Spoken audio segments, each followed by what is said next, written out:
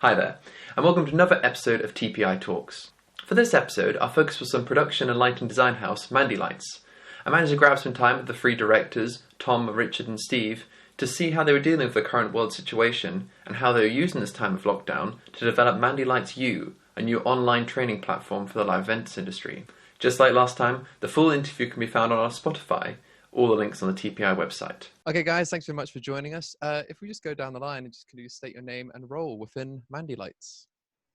Hey, yeah, my name's Steve Bewley. I am a director and head designer for Mandylights. Tom, I'm a designer and director at Mandylights.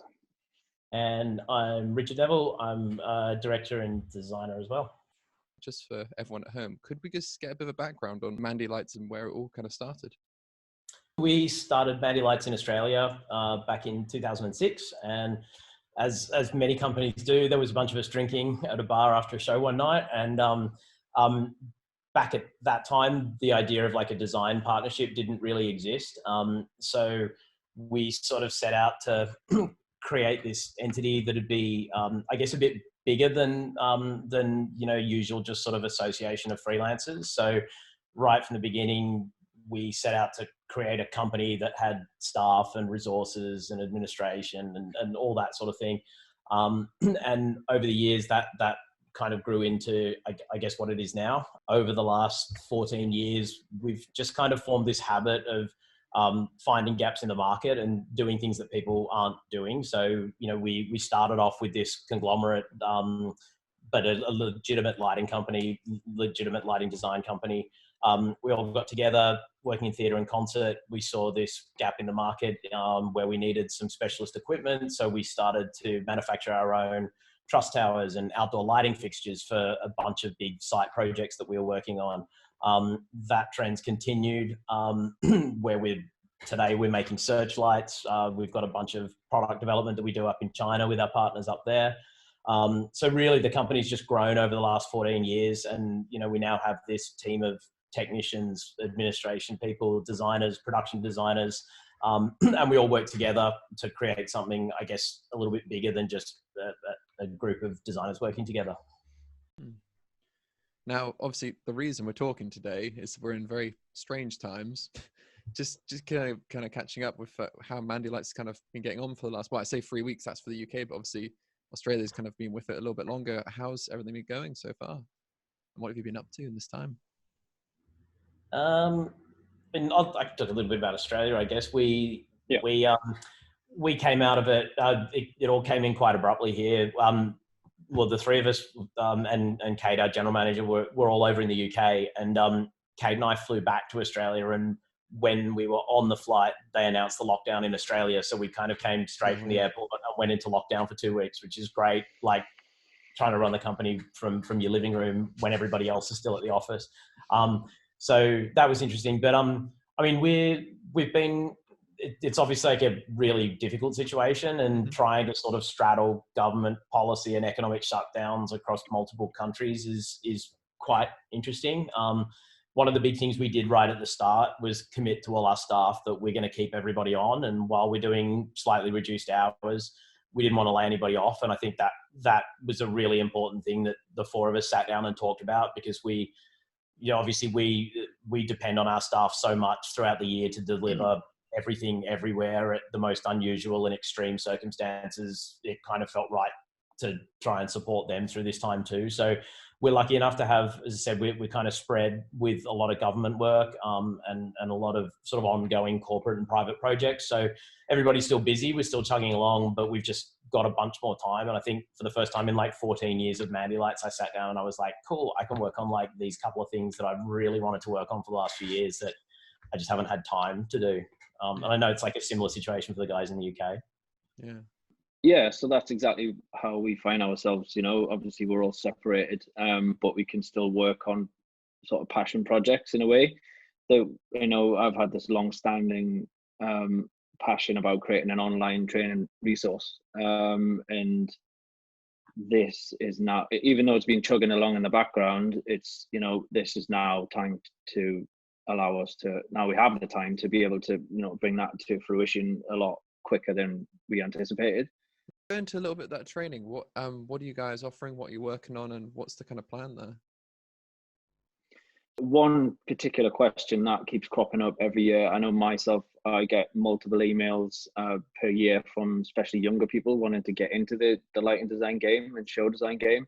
And it's like, the question is, how do I become a lighting designer? Right. And to this day, I've never personally seen anyone who's managed to successfully answer that question because it's so complex. You generally get the answer of, oh, well, go and work with a rental house. They'll teach you everything you need to know. And it's absolutely not.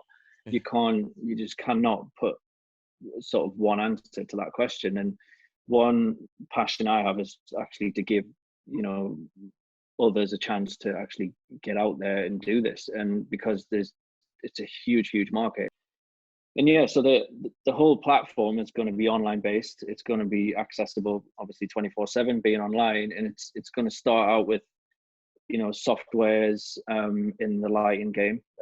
So previous softwares like Depends and L8 and WYSIWYG that we use as a company daily.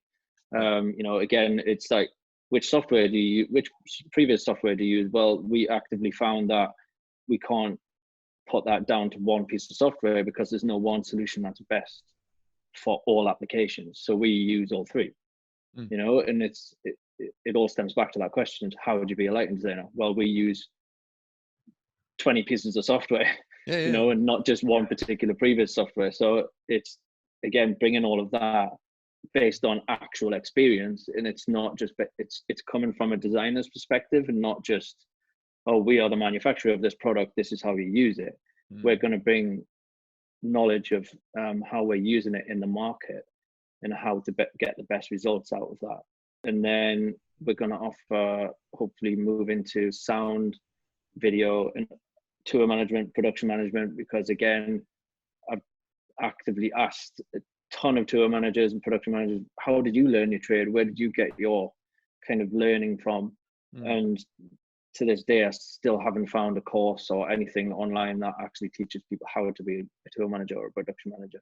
It's going to be like a quick reference resource as well. Sure. So if I say, for example, need to know how I get around a programming issue or something like that, or I just want to know how to program something quickly on a console, I can quickly come to the platform, type that in, and get a video on how to do it. The idea that we want to actually put forward some really solid case studies and break apart the design process from our point of view. So there's a couple of projects that we obviously all collaborate on, and we've done a few sessions where much the same as this kind of conversation, we've just talked about how we've put a design together. So where the inspiration came from, where the connection came, how we got the tour, how the design process went, the various, drinking, programming arguments, everything else that sort of got us through to the actual stage of production. And we thought, if we can pick apart those from an actual production process point of view, it can offer a little bit more insight than, just reciting a manual or something like that. And it gives people context, give people somewhere to head. And, also I'm sure we all learned as well from listening to these conversations and going, no, I don't want to do it anything like what they're saying. And that's just as much part of the process in people being able to watch and go, cool, well, I like what they're saying, or no, I don't agree with it, and so I want to do something completely different. So I think giving those talks in context are going to be really helpful of showing why we're doing things and why we use the software and why we use the workflows we do, I guess. We're using this new piece of software. It's been out for about a year, called Depends. And when we got a project last year, we decided to use that for previs, and there was a certain element we needed in a row-based spider, the flower effect in the middle. And we still haven't found a good piece of previs software that delivers that effect. So we kind of sat down and chatted with the developers for a bit, and they actually got a unit and put it into their previs, so it worked perfectly, which allowed us to sort of previs the tour we were doing with sort of extreme precision. And I guess it's working with developers on pieces of software like this from a design perspective that kind of allows us to get it to the point where it is now. And we've been working with Depends for sort of the past year, and I know a bunch of people have kind of just sort of started getting onto it. So that's why kind of that sort of joins up with the training side of stuff, because we've been actively using it. And having those relationships with the manufacturers is just as important as us using the software really. Yeah. So, because is it the Depends kind of videos and lessons that are already available? You've already started working on them. Where are you up in terms of your timeline and these videos?